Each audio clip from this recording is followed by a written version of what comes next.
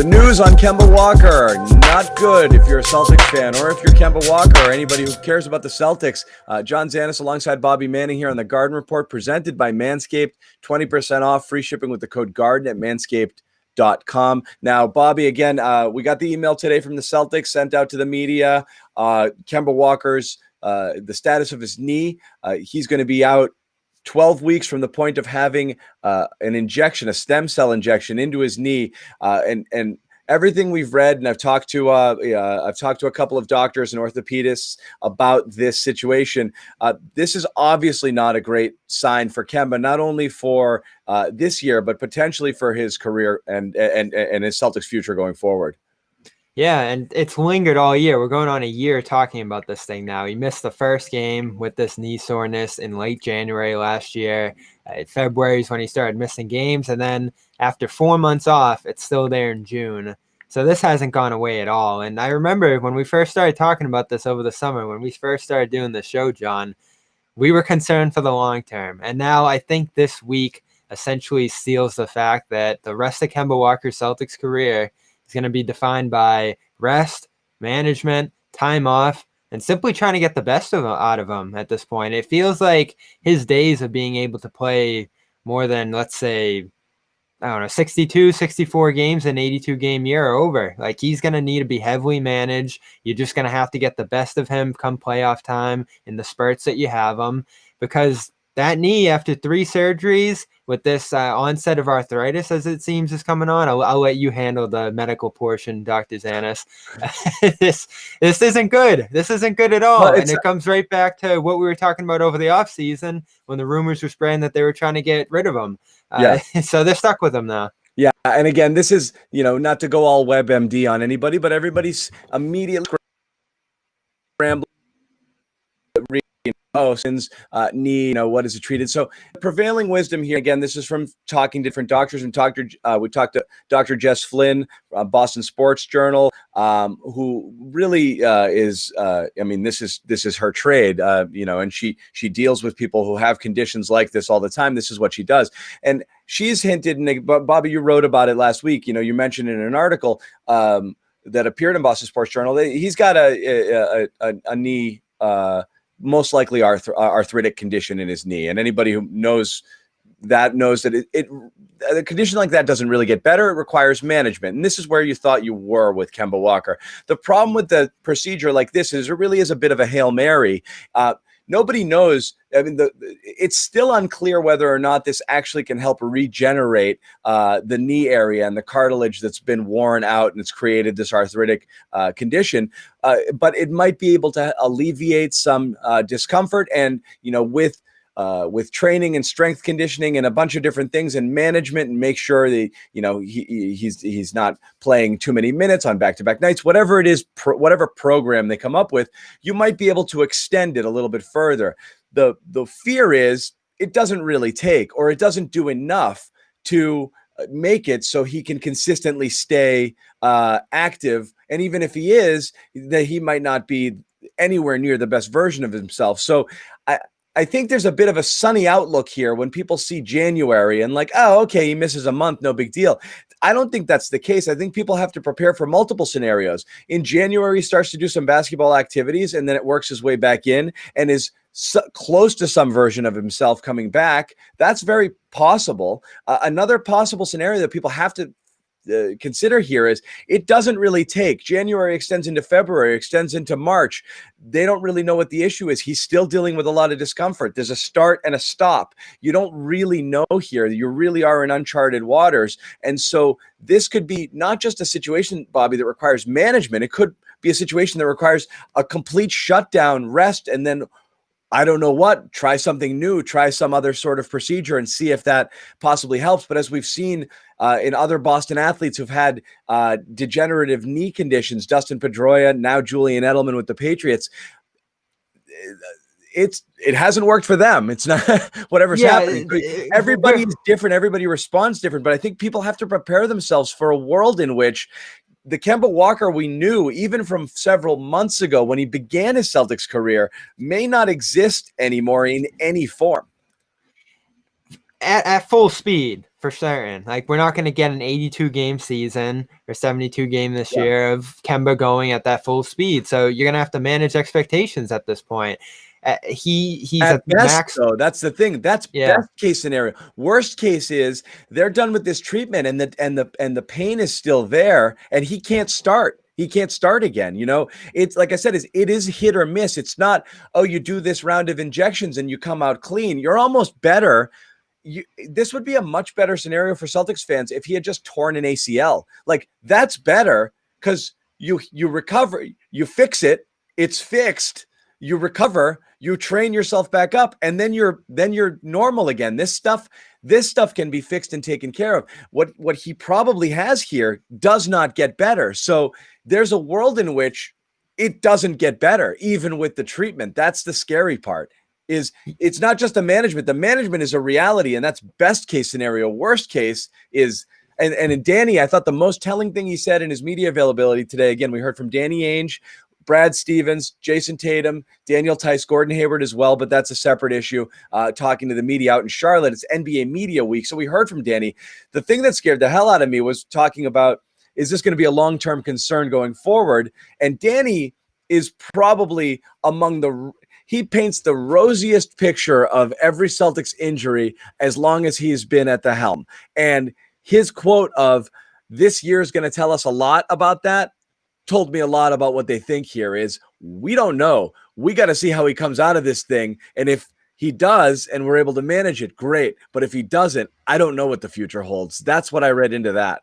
And they said in June, this isn't a long-term concern. And here we are again. I know. They keep kind of kicking that can down the road. So it's tough to imagine what the ultimate outcome is going to be here. There's a ton of uncertainty. There's a wide range of outcomes here. I think if you boil it down to the mean, they're probably going to get some stretches of great play from him. And then there's going to be stretches where they have to pull it back or he's reeling with it. If we look at the bubble, that Philadelphia series, I thought he was outstanding. Pulling up on his jumpers, hitting his threes, getting to the rim a little bit even.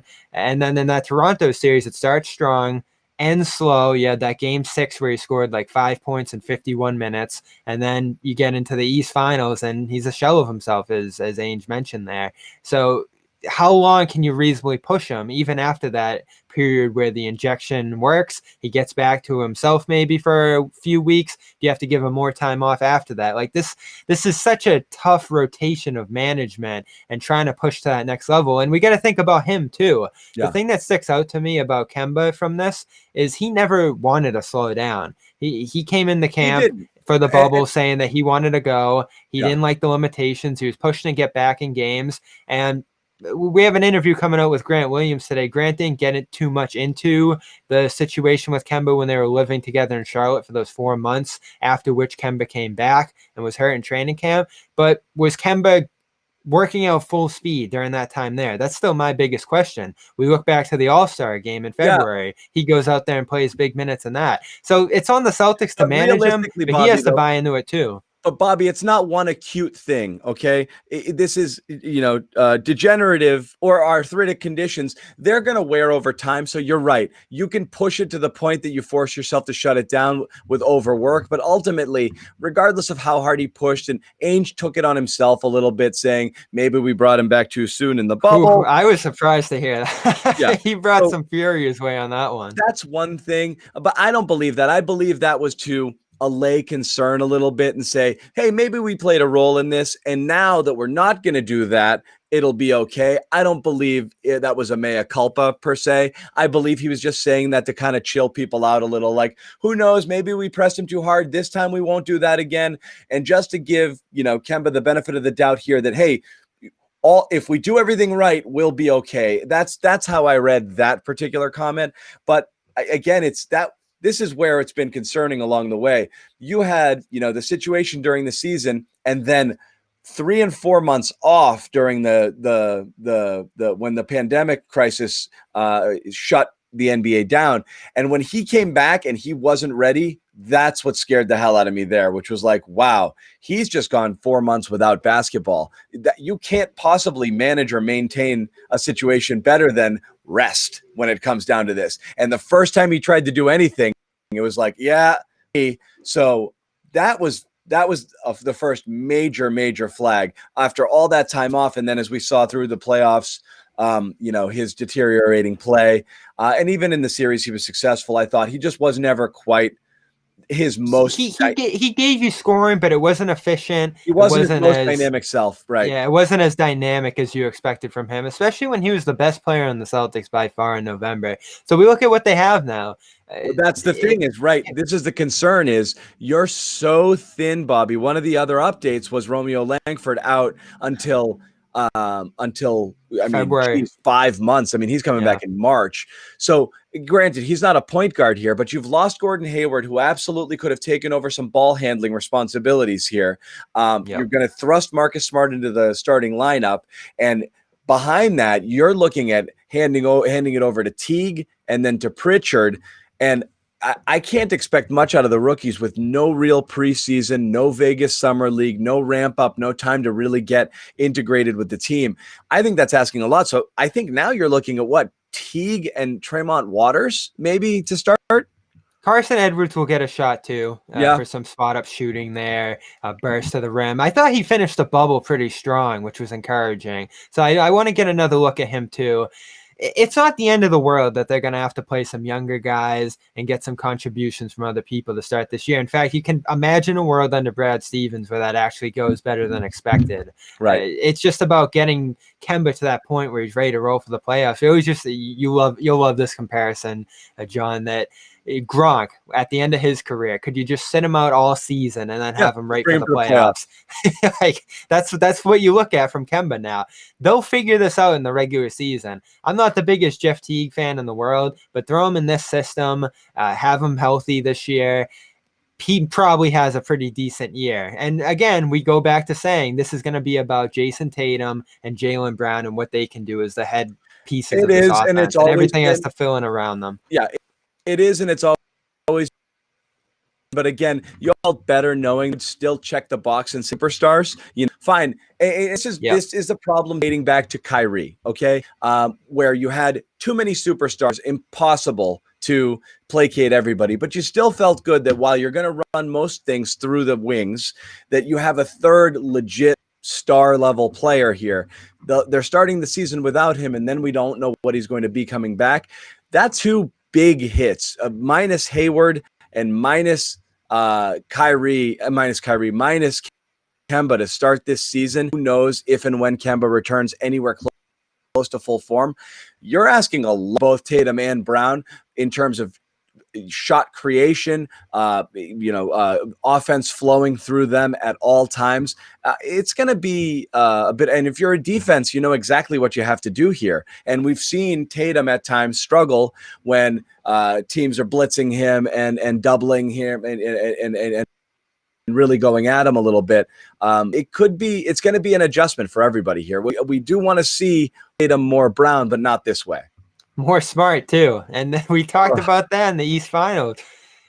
Next year, he could reasonably be going back to the bench and being like a fifth or sixth option on this team. Now he's the third. And you heard Stevens and Ainge actually talking about him as a core piece to this franchise. Right. I mean, which I had never heard before. 18 points per game this year. Just because it's got to come from somewhere. So anybody who didn't want to see Marcus Smart jack any threes in a playoff game, start getting used to it. So there's a lot to digest, a lot to discuss, and nothing's going to solve itself in the next little bit here. But certainly a very gloomy outlook on the status of Kemba Walker. It doesn't mean it's all over, but it certainly was a big hit to the Celtics, who just lost Gordon Hayward to free agency, and now they're going to be without another star. Tristan Thompson comes in the camp hurt now too. It's like, what's going on? Oh, that was the other one. That was the other medical update. Tristan Thompson with a hamstring injury working out. So again, you've got another issue. And again, we're looking at a starting lineup that I think is probably going to be Tatum, Brown, Smart, Tice, and possibly Grant to start the year. Grant, Naismith, like you're digging down there for some and you're digging younger deep, guys. Then you're looking at Teague, Naismith, and then hopefully when healthy, Tristan Thompson coming off the bench. And that's your rotation right now. Yeah. I think you might see Teague start. We'll get into that another time, but depending on the matchup, you might see Teague start. You might see Grant start against bigger teams. Yeah. But this gets back to that thing. All of a sudden, another starter gets hurt. Then you're screwed because there's just no depth here at all. That's the problem. Or COVID. There wasn't a lot of depth before, and now you're going to play a non-bubble NBA season where who knows what comes into play here at a team that's really lacking depth to begin with. So it's going to be interesting. Training camp getting underway. Media availability, media week.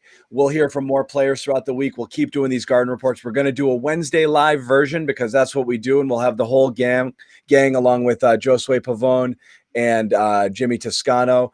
Just want to tell you guys one more time, our sponsor for this segment for the Garden Report is Manscaped. Go to manscaped.com and enter the code GARDEN20 to get 20% off and free shipping. Once again, 20% off free shipping with the code GARDEN20 at manscaped.com. For Bobby Manning, I'm John Zannis. Thanks for watching.